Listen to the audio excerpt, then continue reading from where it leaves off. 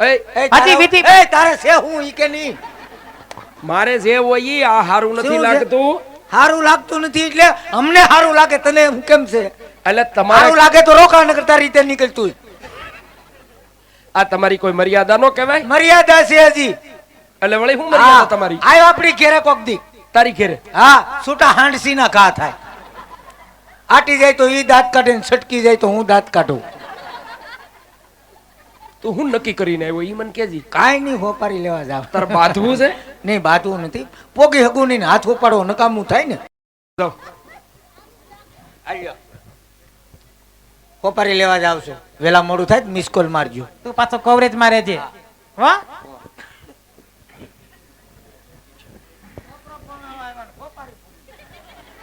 લેતો આય હવે. એ ખાવા પડે ધક્કા તારે.